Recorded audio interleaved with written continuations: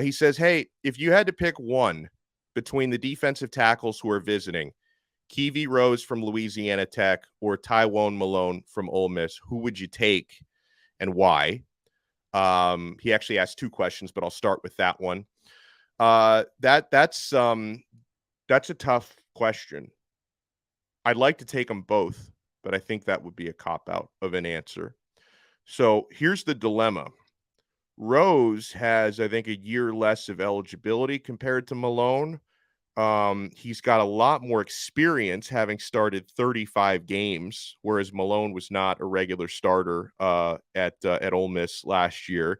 And Rose, they're both similar in size, right? Keivie Rose, put up better stats, but he was also playing against lesser competition because Malone was in the SEC and, Rose was playing at Louisiana Tech. What is that, Conference USA? So it's, or AAC. I always get those two mixed up. So obviously the competition wasn't there. Malone was the more highly touted guy coming out of high school, of course. So you could argue there's more potential there, and he's, a year younger, which also, goes into that potential. And if Malone comes, he could also help your baseball team.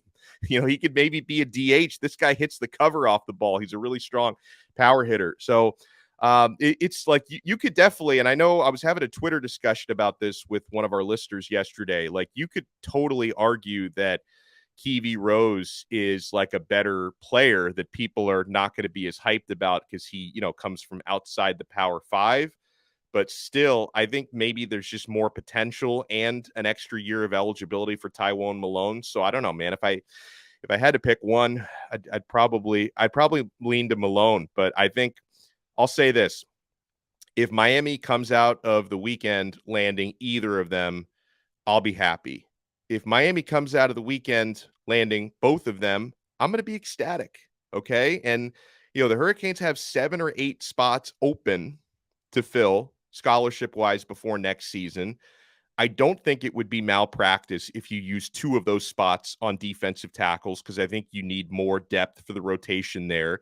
And either of those guys who I just mentioned could potentially start on that defensive line. So, yeah, I would be fine taking both, but if Miami only lands one or the other, no matter who it is, I'm going to be pretty happy about it. Let me see. So his second question is, out of the 5 or 6 wide receivers the Hurricanes are looking at, who would you take and why? I think I would take anyone who says, yes, I want to come here. wide receiver recruiting and portal, it's just been so difficult. Like, now, like Xzavier Henderson looks like he's trending to Cincinnati. I think his father really wants him to be a Bearcat. So I think that's taken a lot of Miami's momentum away.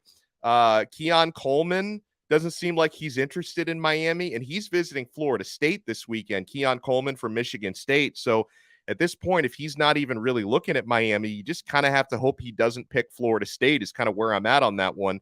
I still like Zakhari Franklin from UTSA. And, I've talked about Shemar Kirk, who's visiting, who I like. I think, a lot of these names who I mentioned are, maybe not, surefire starters, but people who can raise the floor of your receiving room and are capable of playing on the outside. So I'm not that with defensive tackles. I'm being a lot pickier about who I'd like to take, but at wide receiver, I need a warm body. Like I need somebody to say, yeah, I want to come to Miami.